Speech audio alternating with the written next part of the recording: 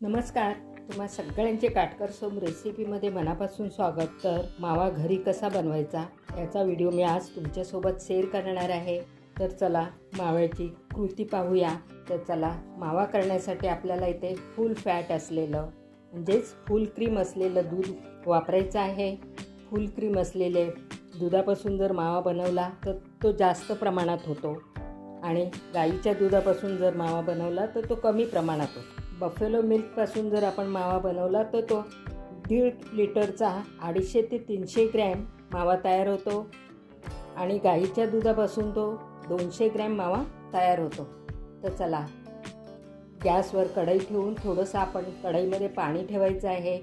पाणी आपल्याला दूध खाली लागू नये म्हणून कढईमध्ये आपल्याला पाणी घालायचं आहे. तर चला, आपण आता दूध कढईमध्ये ओतून घेऊया. 1.5 लिटर दुधाचा मी मावा बनवत आहे. आता 1.5 लिटर दुधापासून आपला मावा 250 ते 300 ग्रॅम तयार होईल. तर आता चला, कढईमध्ये आपण दूध ओतून घेतलेलं आहे. हाय फ्लेम आपल्याला सुरुवातीला ठेवायची आहे. दूध सतत ढवळत राहायचं आहे. पेढे, कलाकंद, मोदक, गुलाबजाम अशा अनेक प्रकारच्या मिठाया आपण माव्यापासून बनवू शकतो. बाहेरचा विकतचा मावा आणण्यापेक्षा आपण असा घरी करू शकतो.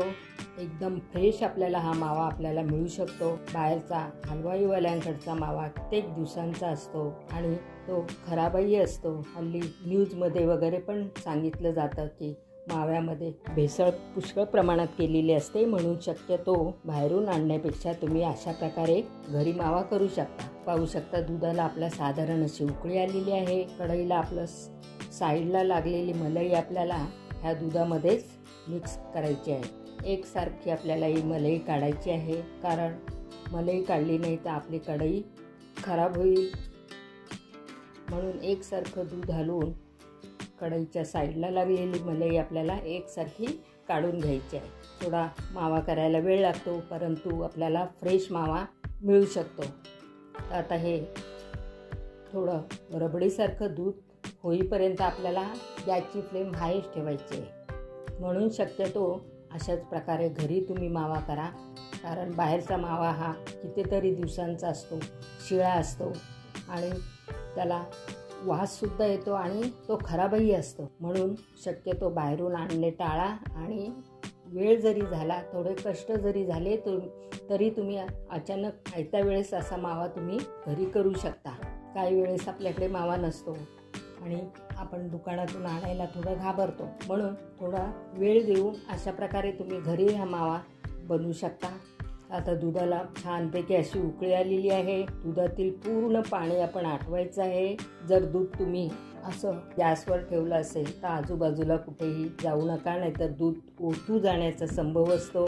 एकसारखं तुम्ही तिथेच उभं राहू, दूध ढवळत राहा. पाहू शकता, साईडला सुद्धा मलाई आपली जमा होऊ लागली आहे, कारण ऑलरेडी ह्या दुधामध्ये मलाई असते आणि ह्या मलईमुळेच आपल्या ह्या दुधामुळे माव्याची क्वांटिटी जास्त होते. आता आपलं 50% दूध आटलेलं आहे. आणखीन आपल्याला 50% दूध आटवून घ्यायचं आहे. मावा करण्यासाठी थोडी मेहनत लागते, परंतु आपल्याला मावा फ्रेश मिळतो. पाहू शकता, दूध आपलं बऱ्यापैकी असं घट्ट होत आलेलं आहे. पूर्ण आपल्याला हे दूध घट्ट करायचं आहे. कणकेचा भिजून आपण ज्या प्रकारे गोळा करतो त्या प्रकारे आपल्याला हा मावा बनवायचा आहे. मावा बनवायला थोडा वेळ लागतो, थोडे कष्ट होतात, परंतु घरचा मावा तो मावा अगदी एकदम फ्रेश. तर चला, आपलं दूध बऱ्यापैकी असं घट्ट झालेलं आहे. आता आपण गॅसची फ्लेम थोडी कमी करायची आहे. पाहू शकता, आता दुधातून बबलसुद्धा येऊ लागलेले आहेत. गॅसची फ्लेम एकदम स्लो ठेवायची आहे, नाहीतर हाय फ्लेमवर जर आपण असं हलवत राहिलो तर खाली मावा आपला लागण्याची शक्यता आहे. माव्याला करपल्याचा वाससुद्धा येईल. तर आता पाहू शकता, आता जसा मावा झाला आहे तसा हलवाईवाले मावा बनवतात आणि तो काढून फ्रीजला ठेवून देतात. त्यामुळे त्याच्यामध्ये थोड्या प्रमाणात पाणी असतं, म्हणून तो लवकर खराब होतो. परंतु आपल्याला असं न करता पूर्ण ह्या दुधातील पाणी काढायचं आहे. एकदम सुका खडखडीत असा बनवायचा आहे आणि पाण्याचं अंश असल्यामुळे त्यांची क्वांटिटी जास्त प्रमाणात होते. आपण पूर्ण माव्यातील पाणी काढून टाकतो, म्हणून आपल्या माव्याची क्वांटिटी थोडी कमी होते. तर पाहू शकता, मावा आपला आता बनवून तयार झालेला आहे. आता गॅस आपण बंद करून घ्यायचा आहे आणि कढईमध्ये 10 ते 15 मिनिटे रूम टेम्परेचरवर हा मावा तसाच कढईमध्ये ठेवून द्यायचा आहे. थंड झाला की एका बाउलमध्ये आपण तो काढून घ्यायचा आहे आणि 2 ते 3 तास आपण हा फ्रीजमध्ये ठेवून द्यायचा आहे. तर फुल क्रीम असलेल्या दुधापासून आपला मावा 250 ते 300 ग्रॅम मावा आपला बनून तयार झालेला आहे. तर चला आता हा फ्रीजमधून मी काढून घेतलेला आहे आणि पाहू शकता आपला मावा किती मस्त असा तयार झालेला आहे. तर या माव्यापासून कोणतीही मिठाई आपण बनवू शकतो. तर चला, माझ्या या माव्याची रेसिपी तुम्हाला आवडली असेल तर प्लीज चॅनलला सबस्क्राईब करा, व्हिडिओला लाईक करा, व्हिडिओ शेअर करा आणि शेजारचं बेल आयकॉन दाबायला विसरू नका. थँक्यू.